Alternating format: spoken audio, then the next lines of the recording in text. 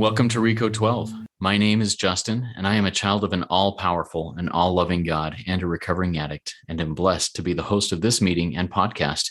Rico 12 is an organization with the mission of learning and sharing the similarities of addiction of all kinds, and gaining and sharing tools and hope from others who are walking a similar path. We come together from all places, faiths, and backgrounds to gain tools and hope from others who are walking this same path as us. Speakers from past meetings have represented so many fellowships, addictions, and afflictions, and we look forward to continuing to add to the diversity of speakers and backgrounds. I'm excited about today's speaker, Ian S., who was originally slated to speak to us in the end of March, but due to the illness of our scheduled speaker today, has generously been willing and able to move his commitment to today. Thanks again, Ian. That's awesome. Now, before we get to Ian, just a little more housekeeping and announcements about an upcoming Rico 12 project. Launching on March 1st of 2023, we will open a new share meeting called Rico 12 Shares. All are welcome to record a solution-based share that will be uploaded into short 20-minute recorded recovery meetings available in podcast format anytime, anywhere. To learn more and to possibly record a share or prayer of your own, please visit www.rico12.com/shares or click on the links that will be in the show notes and the chat of the live meeting. Rico 12 is a self-supporting service, and we appreciate your help in helping us move this program forward. And as you can see, I just did some fancy pants stuff there and sharing my screen with a QR code that you can use if you choose here. If you choose to donate and become a spearhead to help us spearhead these projects and help, go ahead and do so either by snapping a picture of that QR code or clicking the links that'll be in the show notes or in the live meeting here. We look forward each week to hearing and receiving from the light reflected from our speakers. That light inspires hope, meaning, worth, and growth in us, the listening audience. Now let's introduce our guest speaker for today, another Rico 12 first-time speaker, Ian S. Now here's a little bit about Ian. Ian is a recovered alcoholic of the sort described in the book Alcoholics Anonymous. He has an abnormal reaction to alcohol, but much more troublesome is the way he reacts to the absence of alcohol. Ian started drinking when he was a teenage boy, but it was in his 30s that he discovered his utter inability to leave it alone, no matter how great the necessity or wish. And that's from page 34 of the big book. This lack of power was not curable by any human power, neither expensive rehabilitation centers nor the love he has for his beautiful 4-year-old son, nor any other method he tried could free him from the insidious insanity of that first drink. But then Ian had a profound spiritual experience, midwifed by a man who had suffered the same difficulty and found the same solution. The 12-step program of spiritual action outlined in the same book that described his trouble exactly. Over the course of 10 days, his sponsor took him through all 12 steps, and he experienced complete recovery from that seemingly hopeless state of mind and body. He has not had a drink since. Take it away, Ian. The floor is yours. Wow. Thanks, Justin. Thanks for that great introduction. And thanks, everyone, for being here. As Justin told you, my name is Ian, and I am a recovered alcoholic. And the topic I want to talk with you guys about today is the 10th step of our program of action and the promises that we are assured will occur if we take that 10th step. But to make that make sense, let me start by explaining a little bit what I mean when I say that I'm a recovered alcoholic, right? How do I know that I'm an alcoholic or an addict of any variety? How do you know that you are? And how do we know if we have recovered or not, right? Because mere chemical sobriety or mere freedom from, bottom line acting out behaviors, things like that, I think we all have an intuitive sense that we're looking for a little bit more in recovery than just chemical sobriety, right? As Justin said, my main problem when I was untreated actually happened when I was completely chemically sober. I felt restless. I felt irritable. I felt discontented. I felt bored, depressed, anxious. I couldn't live like that. And over any considerable period of time, for that reason, I would enter a curious mental blank spot that would always lead me back to the first drink and the attendant wreckage that would create in my life. So I know that I'm looking for something more than just chemical sobriety, because chemical sobriety for me was a miserable experience, right? I mean, drinking got pretty miserable too, but I was in that sad position that the book describes in A Vision for You, where I could no longer imagine life with alcohol and I could no longer imagine life without it. I had reached the jumping off point. So what does it mean to be a recovered alcoholic, right? And I remember when I was coming in to this fellowship, and when I was meeting my sponsor, the one that Justin described, who took me through the steps, I ran into a fellow who recommended to me that I read the text from pages 84 to 85 of the Big Book of Alcoholics Anonymous that describes the 10th step promises. And that's actually where I want to begin, is just reading this to you, because she said to me, that's the description of a recovered alcoholic or of a recovered addict, right? This is what recovery looks like. It's not just chemical sobriety. Here's what it says. This is from pages 84 and 85. And we have ceased fighting anything or anyone, even alcohol or drugs or, acting out behaviors. For by this time, sanity will have returned. We will seldom be interested in liquor. If tempted, we recoil from it as from a hot flame. We react sanely and normally. And we will find that this has happened automatically. We will see that our new attitude toward liquor has been given us without any thought or effort on our part. It just comes. That is the miracle of it. We're not fighting it. Neither are we avoiding temptation. We feel as though we had been placed in a position of neutrality, safe and protected. We have not even sworn off. Instead, the problem has been removed. It does not exist for us. We are neither cocky nor are we afraid. That is our experience. That is how we react, so long as we keep in fit spiritual condition. And boy, I have a lot to say about those promises. The first of which is, I'd probably read this paragraph many times before this fellow that I'm talking about directed me to it, but it never hit me the way that it hit me when I read it that time. I almost started crying in frustration, because it seems to me that this paragraph was obviously impossible. This was obviously impossible for me. The idea that I would not be interested in liquor and that if I were tempted, I would recoil from it as from a hot flame seems to me like a completely unfair thing to dangle in front of a person who was an alcoholic and dying of untreated alcoholism, right? I thought that chemical sobriety, kind of gutting it out one day at a time. Have you ever heard that? One day at a time, just one day at a time. I thought that kind of life of hanging on by my fingernails, hour by hour, sometimes 1 hour at a time, if that's what it takes. I thought that was the best I'd be able to ever able to be achieve. And I thought that my main problem was that I wasn't trying hard enough to achieve that. And here comes this person who tells me that essentially, if I follow this program of action, but somewhere by the time I get to the 10th step, I'm going to have a new attitude about liquor that is going to be given to me. And here's the amount of thought or effort on my part it's going to take. None. Zero. The only effort that's going to be required, I'm told, is the effort necessary to follow a few simple instructions. And the idea that this could actually be literally true blew my mind, because I realized by that point, at this point in my life, I had stopped drinking. I don't even know how many times. Stopping drinking is easy. I've done it hundreds of times. It's staying stopped. That's the problem, right? And I knew that if I could not enter a state where I was just not interested in alcohol, that I had no chance of survival. I knew that advice like just don't drink and go to the next meeting and don't drink between meetings. Have you ever heard that advice? I tried that. I tried that for years, actually, and it just didn't work for me. I knew advice like put the plug in the jug, don't drink today, no matter what. I knew I couldn't do that because I had been trying to do that for years, and the results were incredibly unimpressive, incredibly unimpressive. I knew that advice like, well, call me before you pick up the first drink. I knew that didn't work for me because I didn't find myself able to do it, right? I'd have people who cared about me in the fellowship. I'd had sponsors before. I'd had all sorts of people that I could call if I were thinking about drinking. And you know what? I never did. I never did.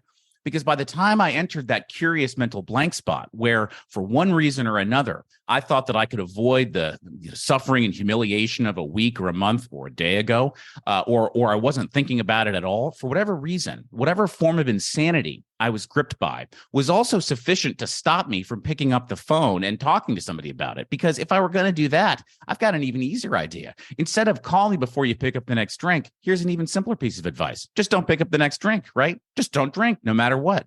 Those things didn't work for me. None of that worked for me. I found myself led back over and over and over, just like in the chapter More About Alcoholism describes, to that first insidious insanity of the first drink that would begin this spree.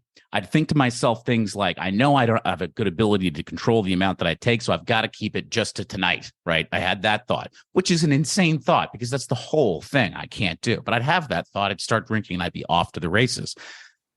And I knew when I read this, when this fellow directed me to these promises, that this was my only chance, my only hope for survival. Because by this point in my life, it had become a matter of life and death.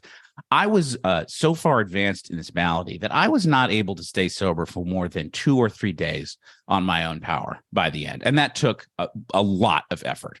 The intervals of sanity were getting shorter and shorter, rarer and rarer. And the overwhelming compulsion to pick up that first drink was getting stronger and stronger and stronger. It's like I could see the gates of insanity and death kind of closing on me. And there was just this little sliver of light still open between them. And so I knew that this could save me, right? If I could get to a state where I would react to the idea of drinking alcohol, as the book says, sanely and normally. And what does that mean for me? It means don't do it, because I have an abnormal physical reaction to alcohol. So the sane and normal reaction is just to not drink at all, right? If that were my only problem, I'd be like a person with an allergy to strawberries, right? I just don't eat the strawberries. But I found that I couldn't do that. But if I could react sanely and normally, and if it could happen automatically, and that I wouldn't have to think myself into this, right? Because I knew I couldn't do that. I knew that my memory strategies, right? Play the tape all the way through, think, remember the last time. None of that ever worked for me either. But if this could just sort of happen, if my mind could just kind of be rewired somehow, where I wouldn't have to fight it or avoid temptation, if I could achieve what it describes as neutrality, then I could be safe. Then I could be protected. Because then I wouldn't be in danger of sprees. I wouldn't be in danger of drinking. I wouldn't be in danger of any of this stuff. And I wouldn't have to swear off, which is a good thing, because everybody in my life is pretty tired of hearing me swear off by that point, right? How many times had I sworn off before? How many times had I meant it before? The answer is a lot and a lot. I'd really sworn off and really meant it many, many times before. But I wouldn't have to do that. Instead, I was going to have this problem removed. By whom? Well, by God, of course.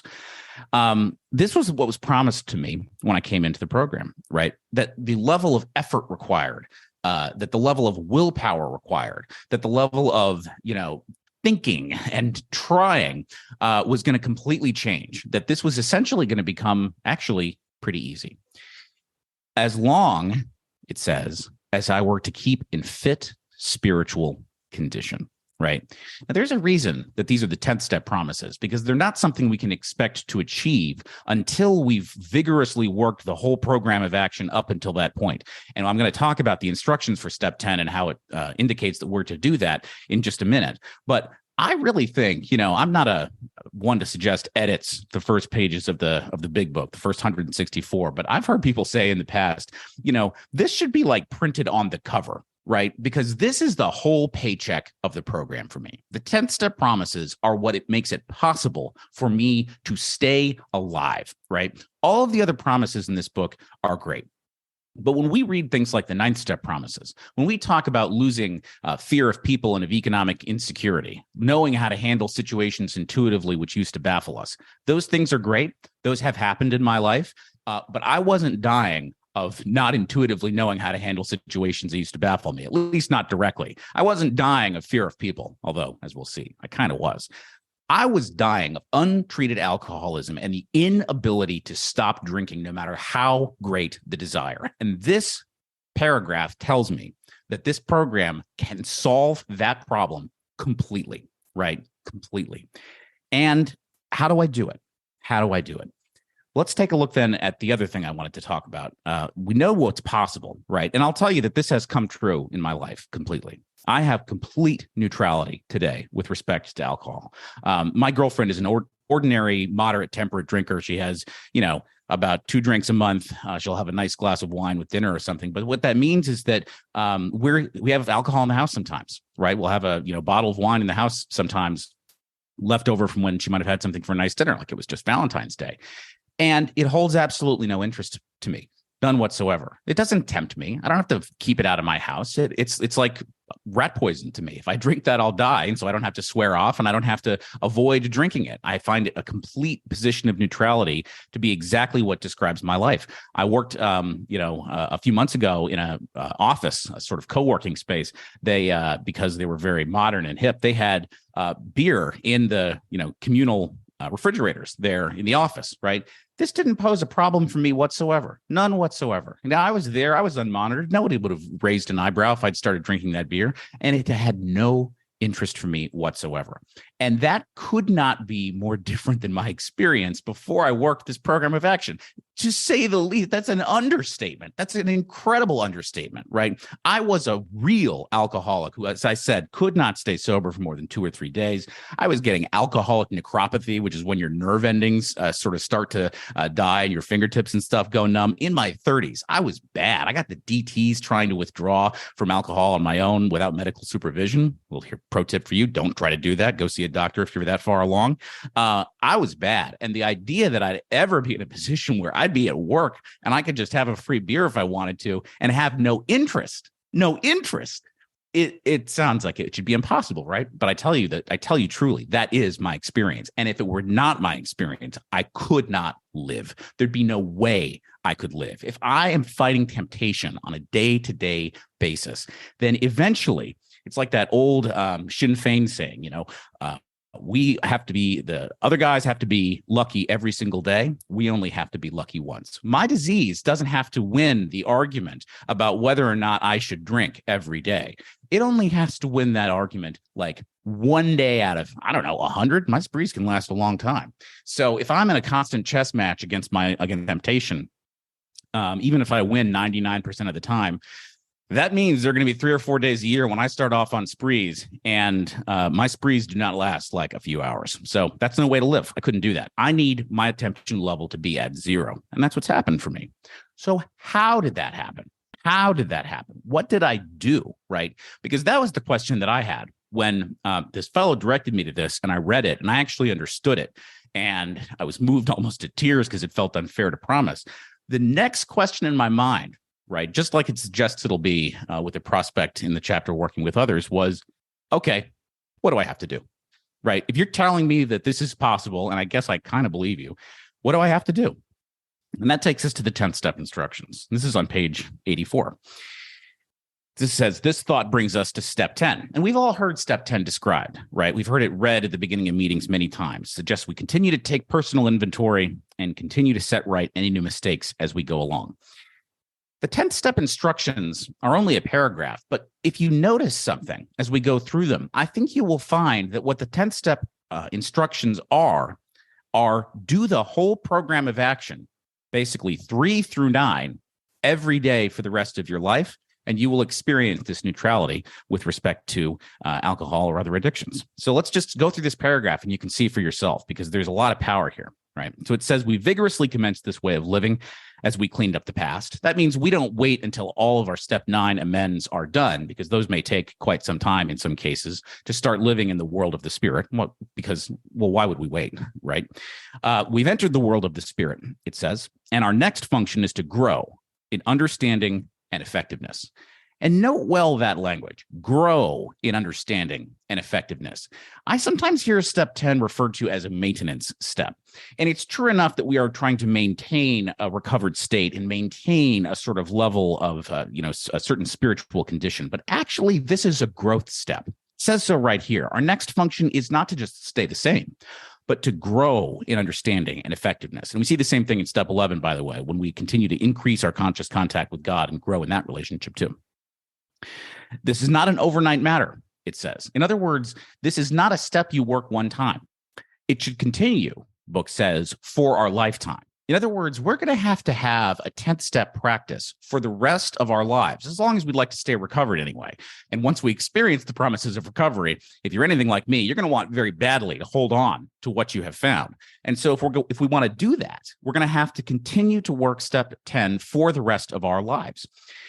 And how do we do it? How do we do it? It says continue to watch for selfishness, dishonesty, resentment, and fear. Now, that should sound familiar. That should sound very familiar, because those are the very things that we took inventory of when we worked our 4th step. When we did our thorough and searching moral inventory, this is exactly what we were looking for in ourselves: selfishness, dishonesty, resentment, fear. What the 10th step is telling us to do is to continue that process of inventory. And when we spot them, we have a spiritual tool, the moral inventory, the way it is directed to us in how it works when we get the instructions for the moral inventory. When we spot these things, selfishness, dishonesty, resentment, fear, those manifestations of self, I think what we're supposed to do is get out some paper, get out a pen, draw some columns, and work the instructions just like we did in step 4 the first time, right? I think that's what we're supposed to do. The book goes on. When these crop up, we ask God at once to remove them. What does that sound like? That sounds to me like steps 6 and 7, where I become entirely willing or entirely ready to have God remove my defects of character. And then I humbly ask him to do so, right? Because the purpose of the moral inventory is to spot those, root causes, that, character defects that are keeping me from an effective two-way relationship with the one who has all the power. Lack of power being my dilemma, after all. So I'm going to take that after I identify those character defects when I take moral inventory in step 10, and I'm going to take them to God and say, hey, can you remove these from me? And can you strengthen the contrary virtues, right? That's what I think step 10 is telling us to do. Then it says, and this one's a big one, folks, we discuss them with someone immediately. And I'm going to stop right there because there's a second part of that sentence, but this for me is the part of the 10th step that I think gets the least love and so needs a little more love in this moment. The 10th step says that we're supposed to take inventory like we learned to do in step 4. What number, for all the marbles in today's recovery podcast, for all the marbles, what number comes after 4? That's right. If you said 5, write in for your free Starbucks gift card, because we are supposed to share moral inventory when we take it. When I have a resentment, when I'm afraid of something and I write it down, I might think to myself, well, I've done well enough to admit this to myself. A solitary self-appraisal, right?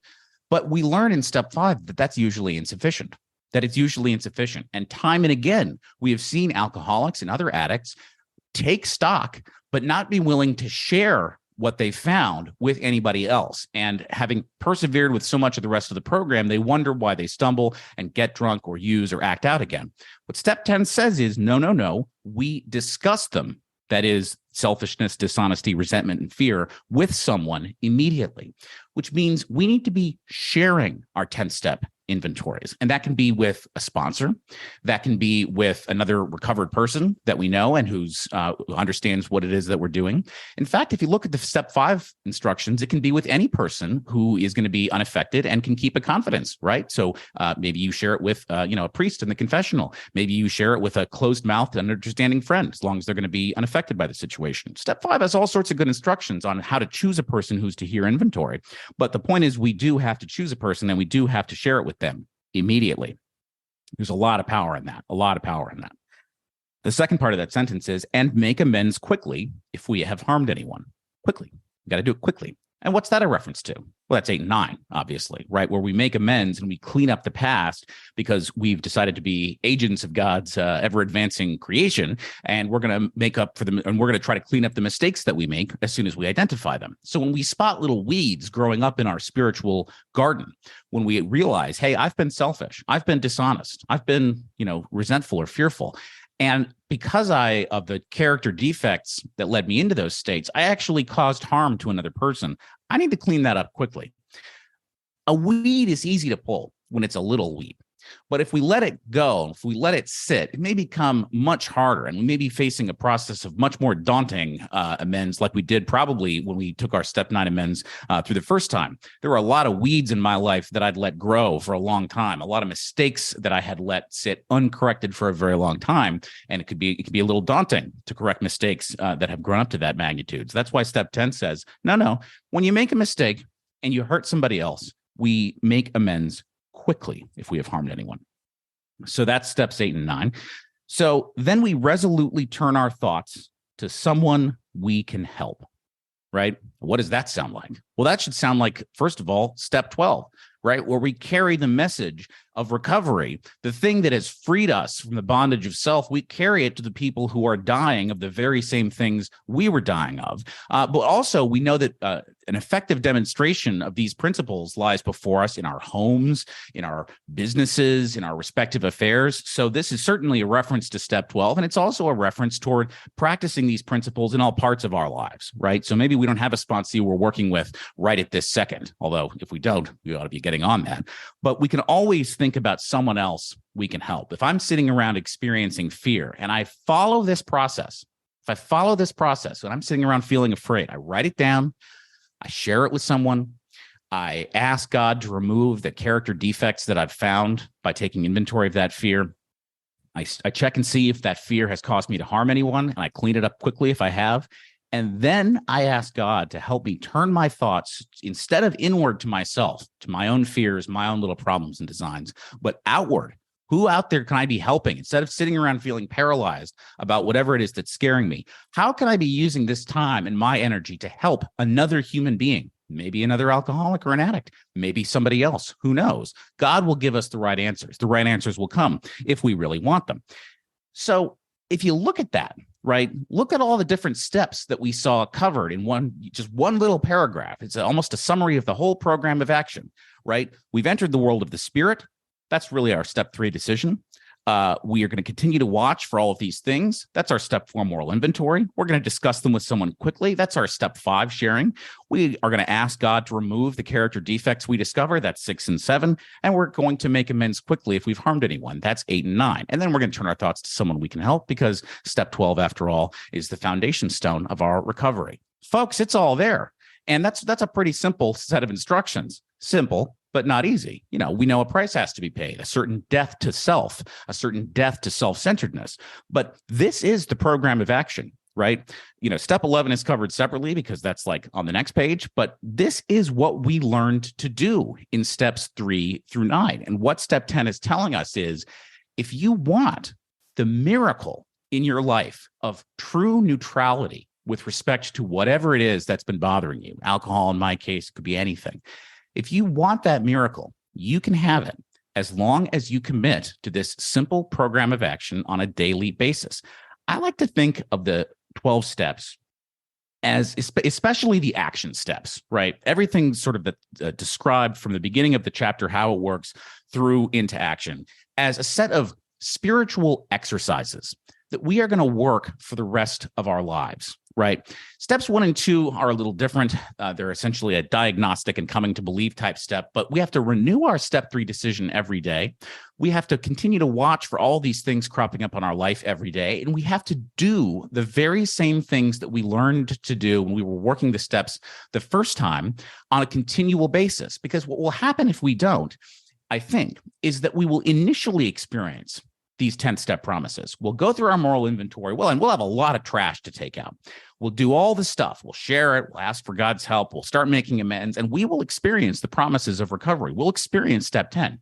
But as time passes and things pile up, new resentments, because we're probably not going to be restored, instantly catapulted into a state where we never experience anger again, not right away.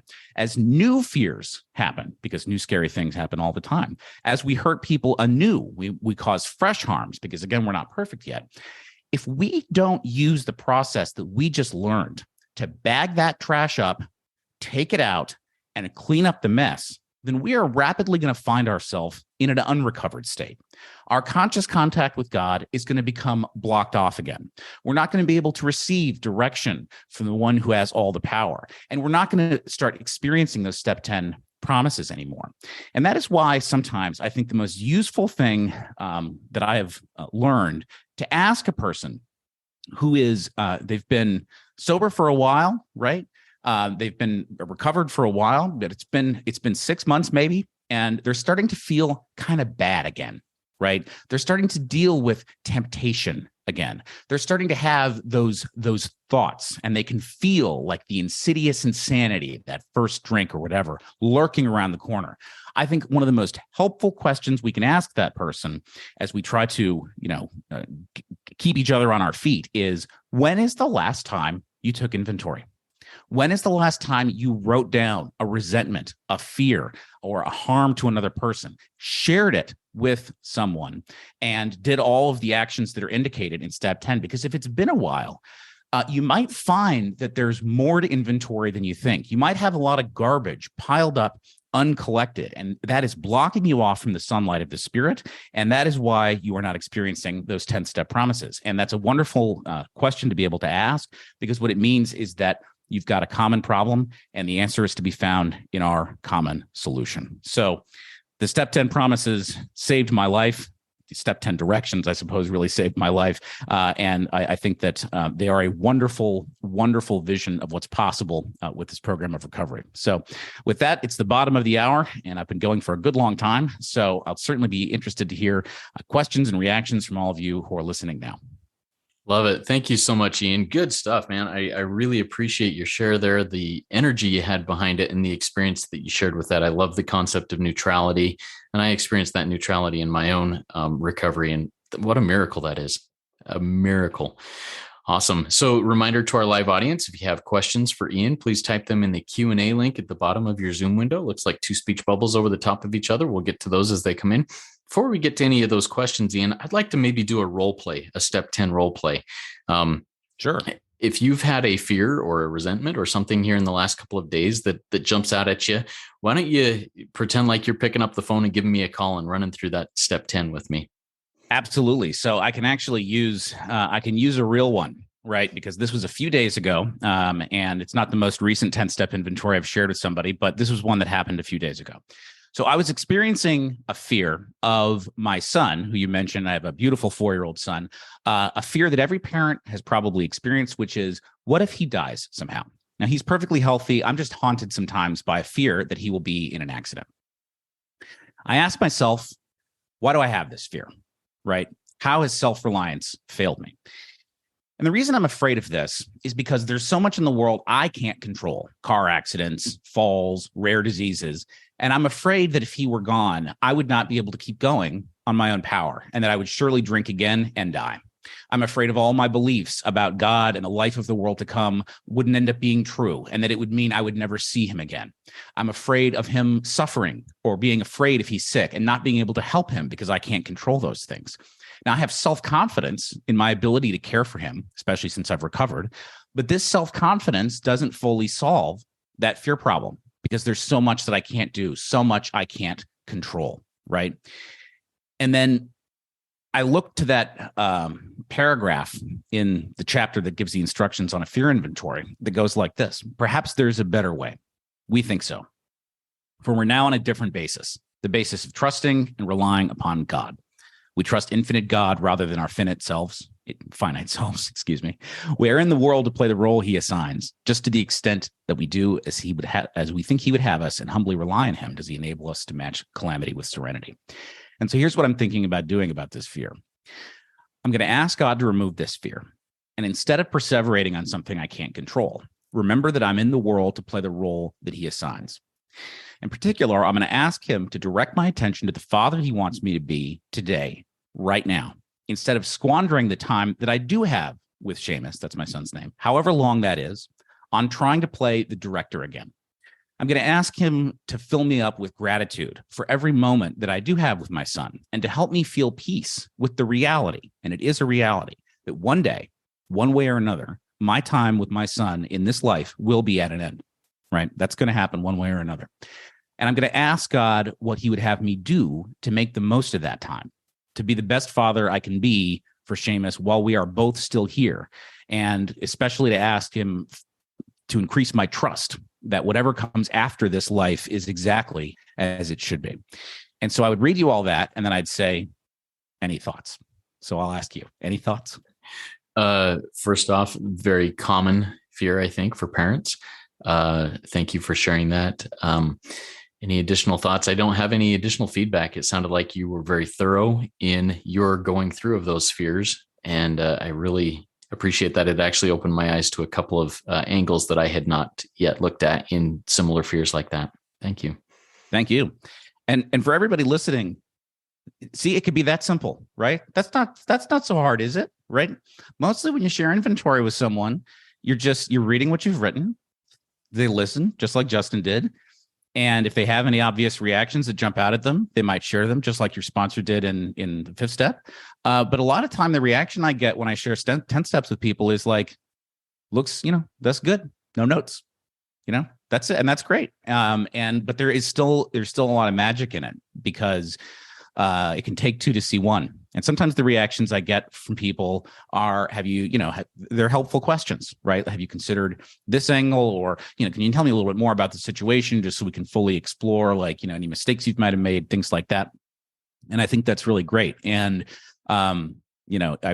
it really has improved my life. I've got a few people, other fellows I know in AA who we have sort of a group chat, and it's like a 10th step hotline. And I think this is a common practice, and it's a really good practice to just get together with some of your friends and share this stuff with one another. And I would note, by the way, that that there doesn't seem to be any magic in the particular medium, right? I think a phone call is a great way to share this. I've shared inventory just written. I've shared it inventory by voice memo, and I've had it shared with me that way.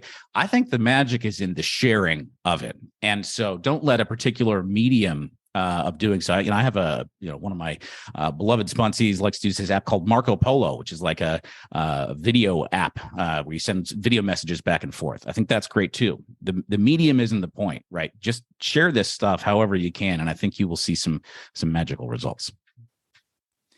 Yeah, I'm also a part of a WhatsApp group where often it's shared through voice memo, and that's a fantastic way to do it. I mean, Absolutely. I get it out there, I speak it out loud. And I think, like you said, I think there's power in that, whether somebody hears me immediately or it may take 10 or 15 minutes for them to listen and provide any feedback if there is any, or just a thumbs up. I gotcha. There's power in that. Thank you for sharing that. Very good. All right. First question from our live audience. This is from an anonymous attendee. This person says, I've been having issues with my 10th step in terms of getting right under the skin and seeing things clearly, particularly when I was selfish, self-seeking, or dishonest. Is there anywhere in the book that gives us examples of different behaviors like that? Well, the examples, what I would direct you to is, let's just take a look. We'll flip back to, to how it works, right? And the instructions for the inventory for, resentment and all that stuff, they start on page 64, right? And on page 65 is when we have the examples of resentments, right? And what we can see from these examples is, for example, we get the fictitious Mr. Brown, the guy who really, I'm a little resentful of Mr. Brown. I don't like this guy. He's because the imaginary writer is resentful because he says his attention to my wife, told my wife of my mistress, and he might get his job at the office, right? So what that tells me is we don't need to write, a treatise on why we're angry. We don't need to write a ton about what we're afraid of and the reasons for it. We don't need to write a ton about, how we've been selfish or dishonest or inconsiderate to someone else, right? Another inventory I shared with somebody recently involved a harm that I had perpetrated against my girlfriend. And I won't read that one, but the paragraph describing what it is that I'd done is like 2 sentences, right? And so I think the key there is to just acknowledge the basics, because what we want to get to is, where were our mistakes? That's the key. All the other things, the detailing of the resentment, the parts of self it affects, or the fear that we're having, or whatever, all these are diagnostic tools to discover where self is blocking us from a two-way relationship with our maker. right? That's what we're really trying to get to.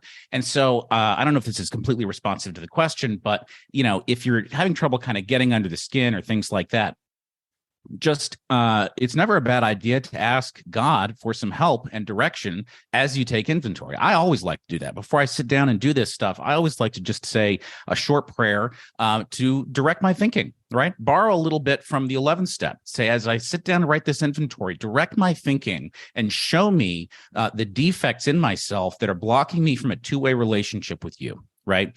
And if that kind of prayer is sincere and you keep at it, I think you're going to be able to see results. And so the main thing is, though, you'll also get better at this as you do it.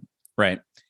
Practice. A sort of, slightly malformed or misshapen or not quite right attempts to take inventory of this stuff and be rid of it is a lot better than not doing it at all. And as you practice and you see the results from that, your conscious contact with God will increase. The clarity with which you're able to see things is going to increase, and that's going to mean your inventory gets better too. So I hope that's useful. Excellent. I appreciate that run through with that. Next question is from Nikki M. Nikki, welcome back. Ian, my sponsor brother, she says, clear-cut instructions, and I want what you have. Our big book sponsorship family really does the work. Now, here's the question. How do you stay spiritually fit and recoil from sick people when most humans are running around on self-will without a program of action? Hey, Nikki, my sponsorship sister. Wonderful question. And it's a great question, right? Because what we're told in the chapter on how it works is that most people, not most alcoholics, not most addicts, most people live lives on self-propulsion. And we have to live in a world where people are going to continue to step on our toes, and it's going to upset us, and we're going to have to figure out a way not to just regress back into the way we used to live our lives. And so what I like to do, the most high octane thing that I've ever discovered for this is, as you say, this is a book full of clear-cut instructions. So I'm not going to say anything, hopefully, that people haven't heard before. But I love the so-called sick man's prayer, or maybe the sick person's prayer, right? And this is from pages 66 and 67 from how it works. When we live in a world full of sick people, we should be immediately thinking of this, right? Because on page 66 and continuing over to 67, it says, we realize that the people who wronged us, in other words, there are going to be people who wrong us in this life, folks. It's going to happen. Were perhaps spiritually sick. Though we did not like their symptoms and the way these disturbed us. In other words, we don't have to pretend that when people do stuff that bothers us, that we like it. Right? No, we don't have to pretend to like their symptoms or the way that they disturbed us. What we have to do is acknowledge, and I'm quoting again, they, like ourselves, very important, we're sick too, right? In other words, we should be able to empathize with a sick person hurting other people because we've had a lot of experience doing that. And these people they may not be alcoholics or addicts, but they, like us, are sick too. And one way we can know that is whenever you're in a situation where you've got a person and their symptoms are disturbing you, so to speak, and just ask yourself, if you need trouble being convinced, would a spiritually fit person who is deeply in touch with their maker, who is in an effective two-way relationship with, a God of love and understanding and effectiveness, would they be doing this? Probably not, right? Probably not. And so, just the fact that they're doing something that's upsetting you and hurting you is probably an indication of spiritual sickness. So what do we do about that? Right? Because the big book is very big on this idea. We can't wish away things like this. We can't wish away resentments any more than we can wish away alcoholism or addiction. What we do is, quote, we asked God, in other words, we're going to need help, to help us show them the same tolerance, pity, and patience that we would cheerfully grant a sick friend. When a person offended, and here's the real answer to the question. When a person offended, we said to ourselves, quote, this is a sick man. How can I be helpful to him? God save me from being angry. Thy will be done. Now, I place the sick man's prayer up there with some of the highest octane, most effective tools that I got access to when I was taught this spiritual program of action. It is like an A-bomb on anger and misdirected self-will for me. Because we're told to avoid retaliation or argument. Why? Well, we wouldn't treat sick people that way. And if we do, we destroy our chance of being helpful. And this section concludes by saying, look, we're not going to be able to be helpful to all people. right? That's not probably going to happen because it's not God doesn't want us to have a role in helping every single person and being involved in the life of every single human being on the planet. We're not that important. He is, but he's got this stuff.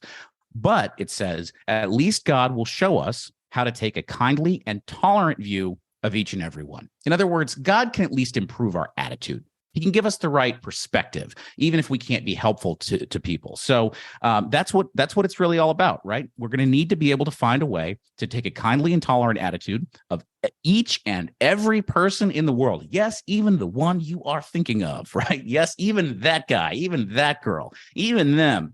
But to do that, we are not going to be able to do it on our own. We can't just decide, I'm going to be kindly and tolerant. No, we're going to have to enlist the help of the omnipotent creator of the universe, our maker. We're going to have to ask God for help because I can't think myself into spiritual fitness any more than I could have thought myself out of alcoholism. So I hope that answers your question. It's a great one. And love you very much, Nikki. Yeah, that's awesome. And Nikki, I think Nikki is the one who opened my eyes to this. In one of my primary fellowships, a very common term is, I was triggered by this. I was triggered by that. And Nikki says, our whole dang life is a trigger. The life in the world is a trigger. Get over it. Absolutely. Use the sick man's prayer, basically. So my trigger before I recovered, my trigger was like being alive and awake at the same time, right? A little bit tough to avoid that one, right? I need a way to live in a world full of sick people. And in fact, I need more than that. I don't want to just survive in this world. My charge is to go and ask how I can be helpful to those people, right? Because the sick man's prayer is not supposed to be like, oh, bless his heart, he just doesn't know what he's doing, he's just sick. No, it's asking God. The first thing we ask God for is, how can I be helpful to this person? And the answer might be, thanks for asking. There is no way, but here's the right attitude to take. And I have to say, the sick man's prayer, it's so effective that sometimes I'll admit this. Time to get honest. I'll admit this. Sometimes I deliberately hold out for a few minutes before using it because I know it is going to take away my anger or whatever. I know it's effective, and I don't want to let go of it yet, right? So you can still you can see I'm still spiritually growing, but it is like magic for me. And so it's an essential part, I think, of taking inventory of anger is going through this process. It's really powerful because it reminds us that, if someone's triggering you, they've just triggered you to ask God to help you be helpful to them, right? So how do you like that? Love it. Yeah, sometimes I like to sit in my poopy diaper for a minute too before cleaning up. Exactly. All right, we got a question here from Leanna. Leanna says, I have been through the steps 3 times, but there are many times that I can't even recognize which is my resentment or my fear. I just feel self-pity or in a bad mood. What would you suggest in that situation? So if you're feeling self-pity, I think that you are experiencing a resentment. I was working with a guy a little while back, and we got to the instructions for the moral inventory, and he said, I can't really think of anybody I'm feeling resentful to. And I was like, oh yeah. Yeah, good. You're cured, I guess. But the question I asked him, which helped, I think, shake things loose a little bit, was, okay, let's phrase it this way. Who do you think owes you an apology? Right?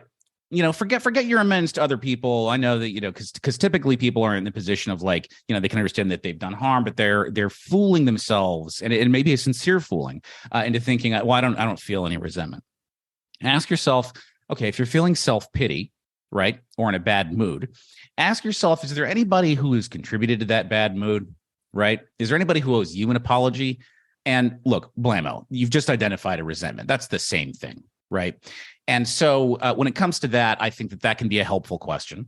I would also suggest, as a global matter, if you're having trouble identifying these things, remember, it doesn't take an exhaustive list of like hundreds of things to get down to the root causes and conditions, the character defects that are stopping us from that two-way relationship. So if you can't think of anything more than maybe 3 or 4 or 5 big resentments, I think that's enough to make a beginning, right? Because not all resentments are created equal.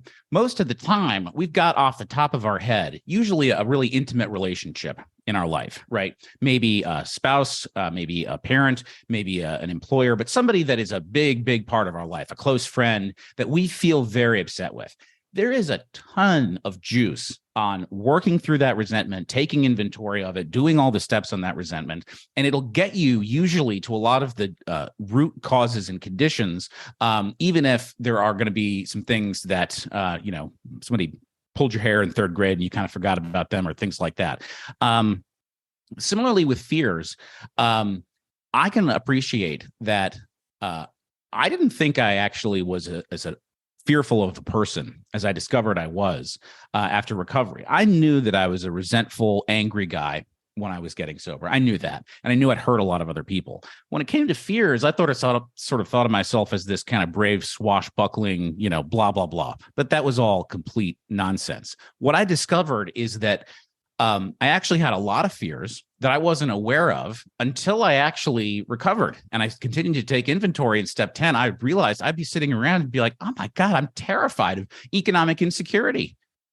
And I've been feeling this way for God knows how long. And I'm just realizing I'm afraid. I'm deeply afraid. And I've had to take inventory of, and sometimes I've had to take inventory of the same fear more than once, right? Because it may not be, due to the nature of my willingness and the nature of my spiritual growth. I may need to take inventory and share it and ask God to remove the defect. I may need to do it more than once, right? Before I can commence to completely outgrow it. And so that's okay. So that's what I'd say. If you feel self-pity, then ask yourself, what are you pitying yourself for? Who has treated you badly? And if you feel in a bad mood, then ask yourself why. Because if you think, well, things are never going to get better, or I'm just in this bad situation, it'll never improve. Well, that is a fear, right? So in other words, don't worry too much about the labels you're attaching to these things. We're trying to get to manifestations of self, and try describing maybe to an understanding fellow the things that you feel self-pitying about or that are driving your bad mood. And maybe they can help you sort of slot those in to, appropriately. But as long as, take inventory of this stuff and ask yourself the root defects of character anyway. And even if they don't fit neatly into like the resentment, fear, harms to others box, well, let's just try and see if we can get some insight into what's blocking us from God anyway. So don't let that stop you. I hope that's helpful. Yeah, definitely. We've got lots of questions that have come in. We're only going to have time for maybe 2, maybe 3 more, but we're going to get to as many as we can. This one's from Gregory. He says, I sometimes see a relation between resentments and fears and have to do a resentment inventory to discover that there is also a fear underlying that resentment. Have you seen this? And have you seen relationship between resentments, fear, and guilt from hurts?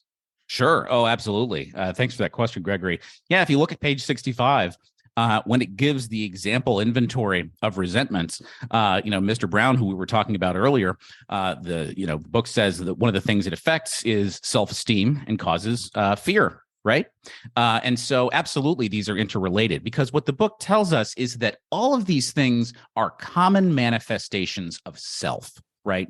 They are all just self getting in the way of a two-way relationship with the one who has all the power. And so it's very common. Very common. It's certainly true for me to have the same situation show up both as a resentment, as a fear, and as an instance of me doing harm to other people, right? Because the same situation can make me feel angry, afraid, and can result in me doing harm to other people. So I think that's very common. And if so, that means you're probably, if you've got one of those triple winners, that's probably going to be a real high octane one that's really good to take inventory of and use all of the spiritual tools on it, because you have got a major blockage, and you should be pleased to discover those, because it's like, wow, this is a big piece of garbage. When I get this out of here, there's going to be it's going to be a lot sunnier inside my spirit.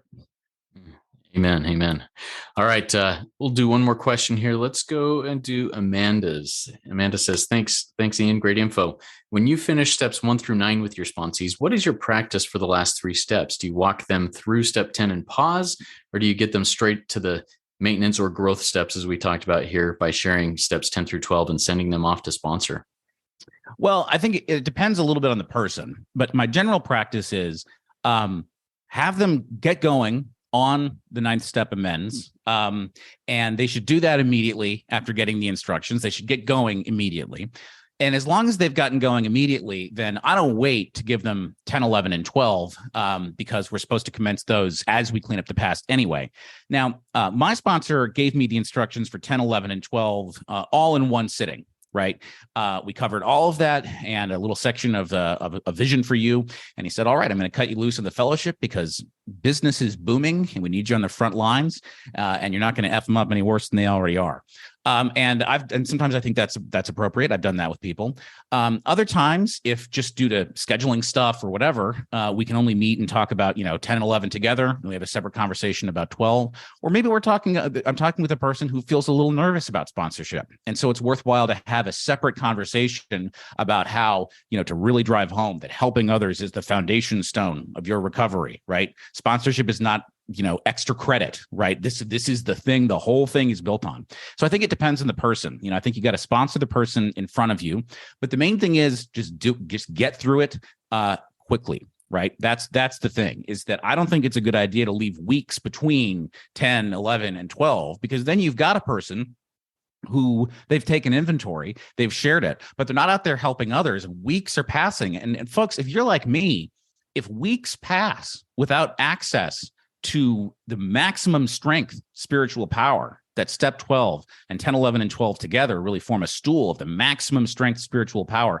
I don't think I could go weeks without access to that. And so what's going to happen to that person if you wait too long, if you just send them off to do some amends for a few weeks and then come back to you, I worry that what will happen is the insidious insanity will return.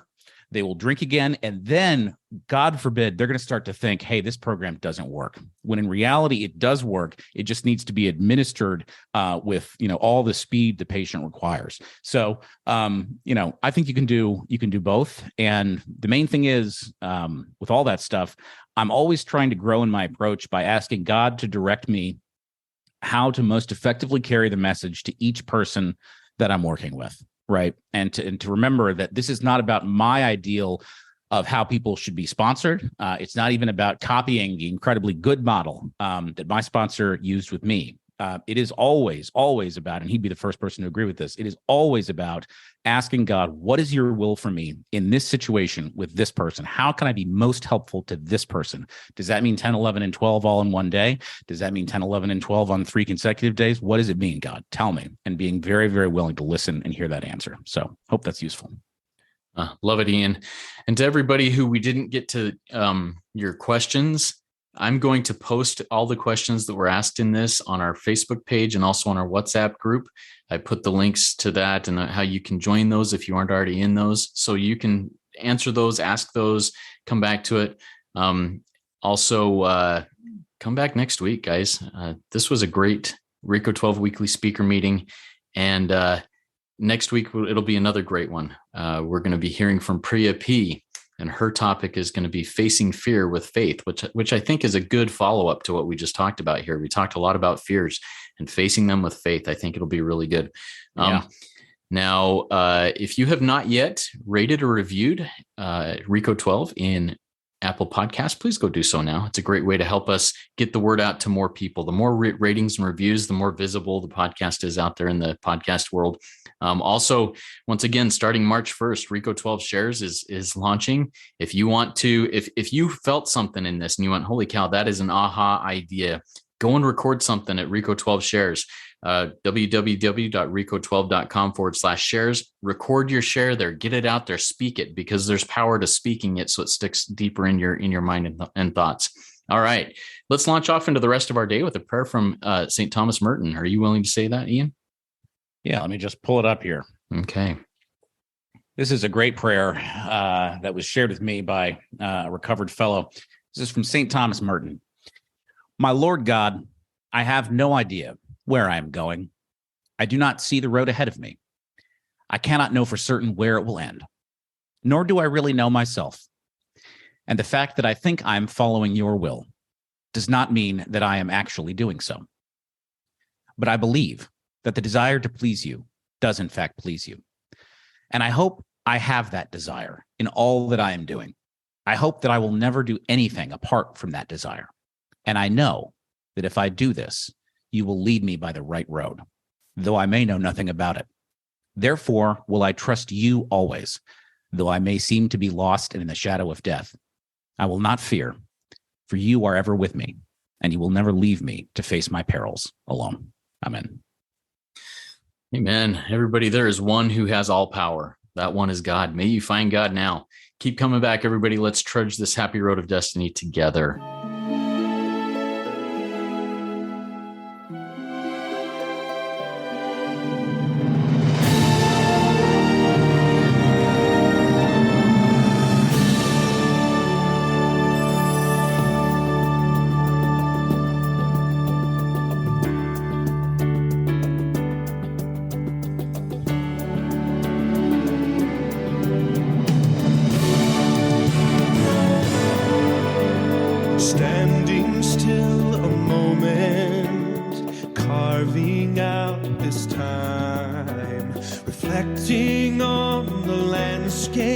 of this life of mine.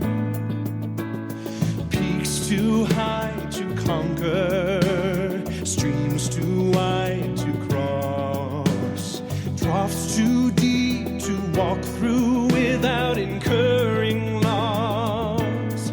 Yet here I am, still standing tall, despite the rough terrain. One like me survived the storms and walked through wind and rain. Still standing, I will fight the good fight. Still searching for glimmers of light. Feet still on the ground, I can still be found standing still.